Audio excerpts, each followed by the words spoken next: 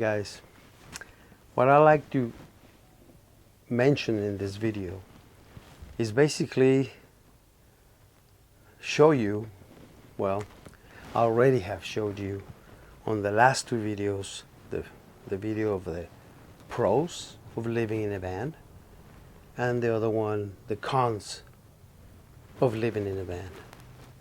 And to be honest, they both have good value on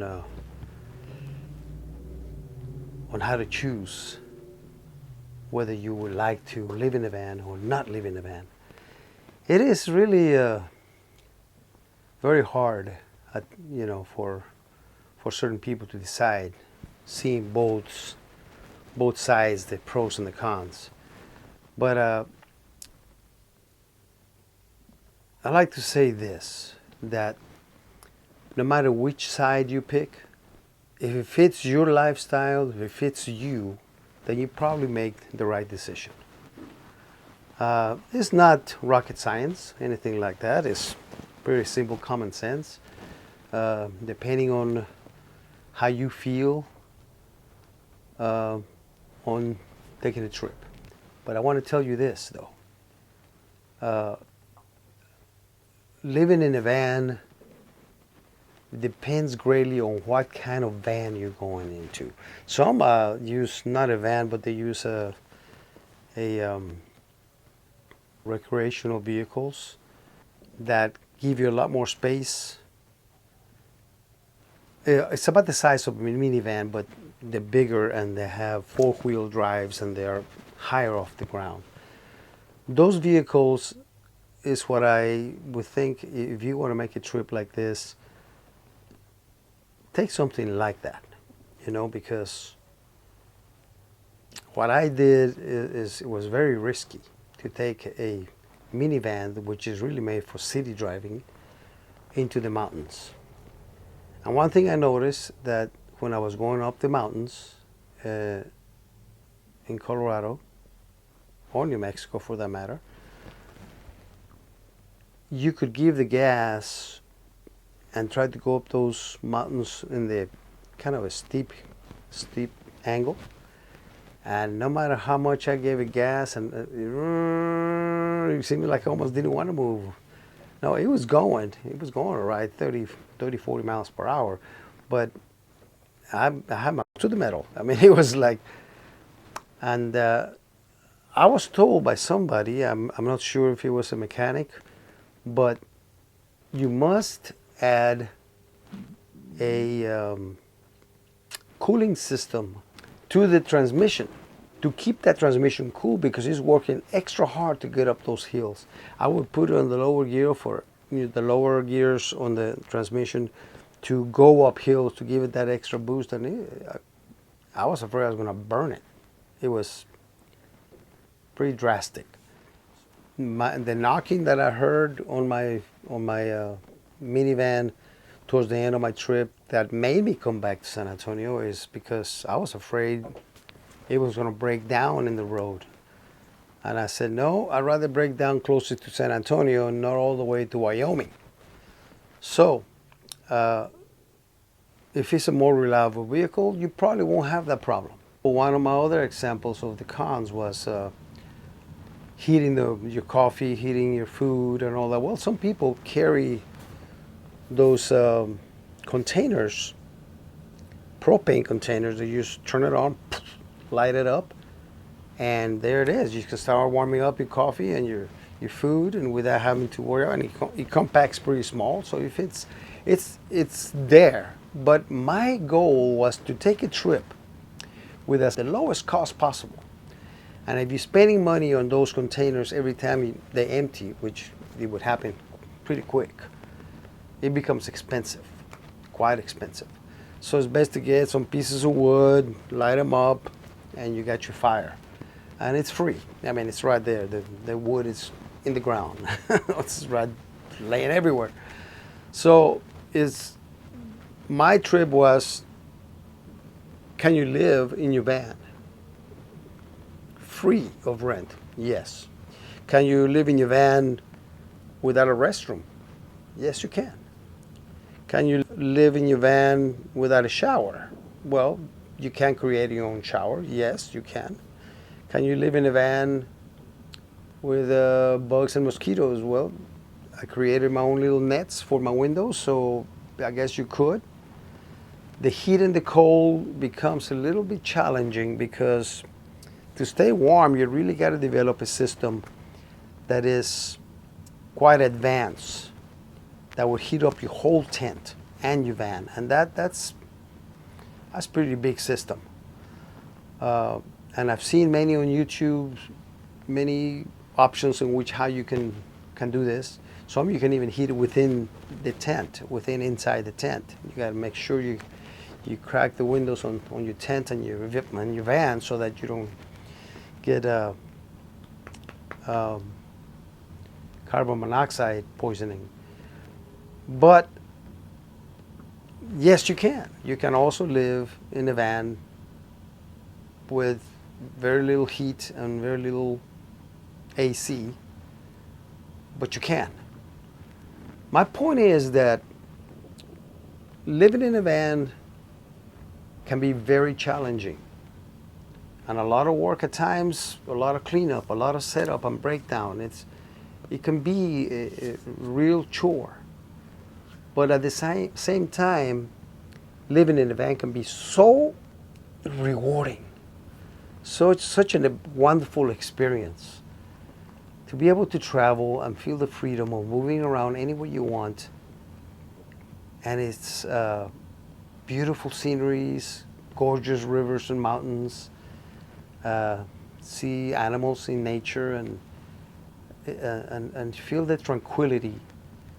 No hustle and bustle of the city life. It's just wonderful. I can't emphasize it enough of how nice it is to live in a van on that type of a freedom and that type of environment, that you are in charge, you are in control, and you can go anywhere you want, keeping in mind the weather. Boy, that can change your plans really quick. It could be a fire in the forest, and if you're stuck in the forest and you're already surrounded by the fire, you're in trouble. I didn't mention that on the cons, but it could be a forest fire. It could be a storm. It could be tornadoes. It could be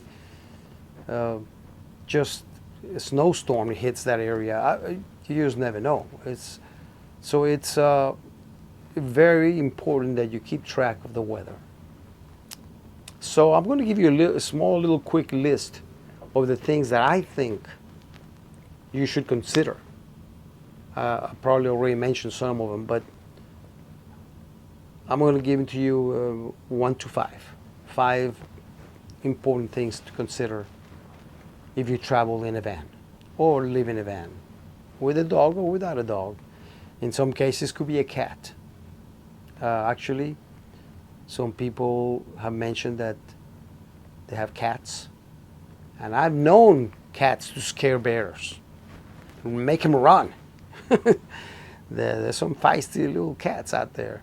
So cats are good companions. They're cuddly, and it's a good companion indoors, especially. Outdoors, you really can't keep cats out in the wilderness because you don't know if they'll come back. They take off, and I don't know. I would not take a cat and take him outside into the forest with me. They have to be totally indoors. So dogs are for me more versatile. And so with that in mind, let's watch a small clip of the 5 things I think that you need to know and need to think and consider before taking a trip and living in a van for X number of weeks or months or years. If I was to do this again, I would do it with a more reliable vehicle. I would have an emergency system to take with me that I know will connect anywhere. I have a good cell phone connection, one that probably Verizon might be the best one out in the wilderness, that can give me the weather. And I would be always in a forest close to a town that is not so far away. Nothing that would take me hours to get to a city from the forest, because then would definitely be a problem. So, but if you have any doubts on any of those cons, go with somebody. Take one with you. Take somebody with you, and travel with someone and a dog on top of that, but a van will be too small for 2 people and a pet. So definitely a lot to consider. Now that you have seen that clip with those 5 suggestions, I'm sure there's a lot more suggestions that can be made in reference to living in a van with a dog or without a dog. But I hope that my videos have helped you see pretty good both sides of what it is to live in a van. And you know, I experienced it, and with that I'm telling you my experience, and I hope is helpful to you. I'm not trying to discourage you from going on a trip or live in a van, and I don't necessarily want to encourage you either.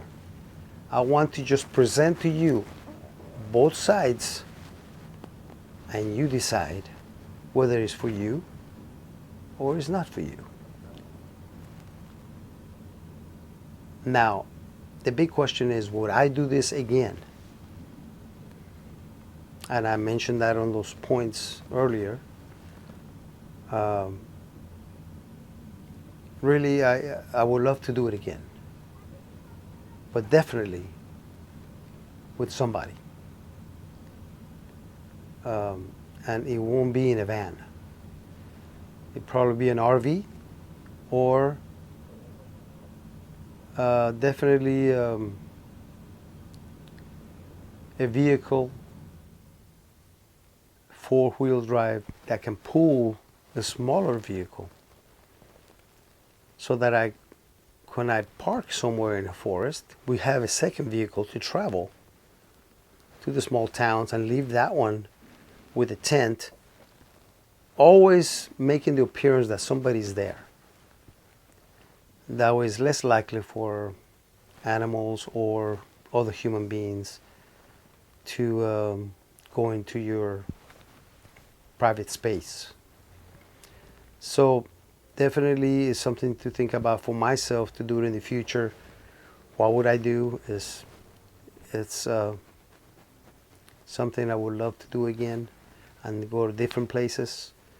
I know there's places by the coast that you can go and basically camp for 2 weeks right there by the beach, by the ocean. I mean, this country has so much to offer of free camping. So yes, I highly recommend to do it if it fits you. And I highly recommend not to do it if it doesn't fit you. I'm sorry, I don't know what else to say. That's something that only you can answer. Again, thank you for watching my channel. I hope you watch it all over again and see some of the things that I did. Maybe you missed something. Maybe you missed one of the episodes. But every episode teaches you something that you learn from the pros and cons. I believe that's it. Thank you very much for watching. By the way, I do have another channel you can check, and it's called Back from the Trip, Honeydews.